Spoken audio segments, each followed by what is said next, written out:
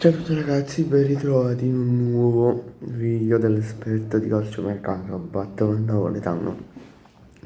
In questo video, come vi ho già anticipato nel video di ieri sera, andremo a fare una serie di ex talenti che non sono riusciti ad esplodere nel calcio europeo. Allora, possiamo ehm, partire con Adrian Mutu, nazionalità europea. Aveva, diciamo, era considerato uno dei giovani più promettenti degli anni 2000 in Europa.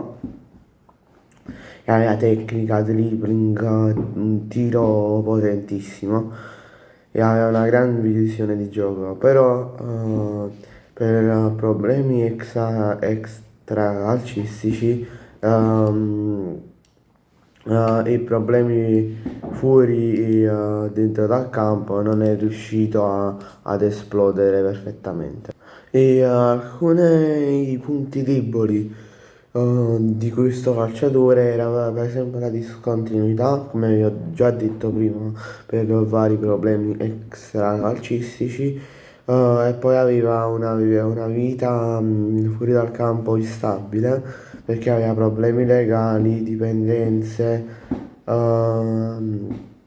faceva feste e roba varia. Aveva un carattere impulsivo e in molti casi i dirigenti e gli allenatori non lo riuscivano a gestire.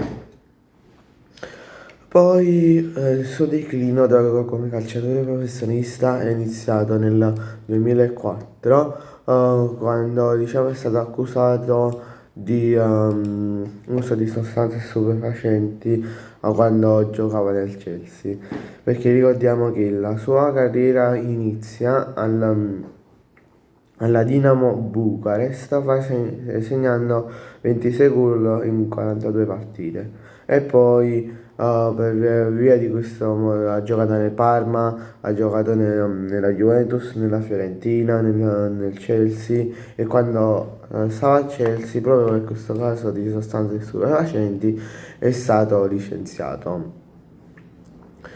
Ed poi, dopo essere stato licenziato, è stato acquistato, cioè scusate,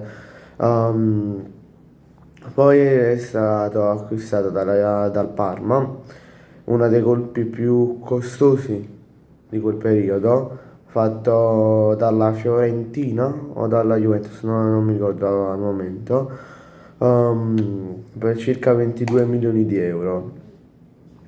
Però poi è stato riaccusato di uso di sostanze. Poi,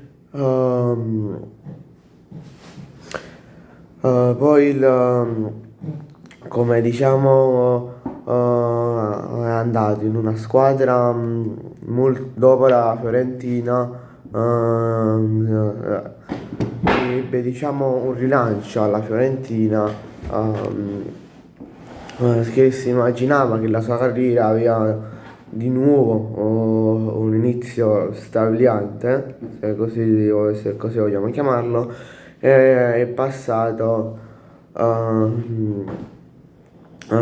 delle squadre rumene e francesi, però poi tutt'oggi gioca in una squadra indiana che si chiama l'FC Pune City, correggetemi se mi sto sbagliando. Bene ragazzi, grazie a tutti per la visione, ci vediamo in un prossimo video, lasciate un bel like, commentate facendomi sapere se conoscevate già questo giocatore e iscrivetevi al canale, ciao!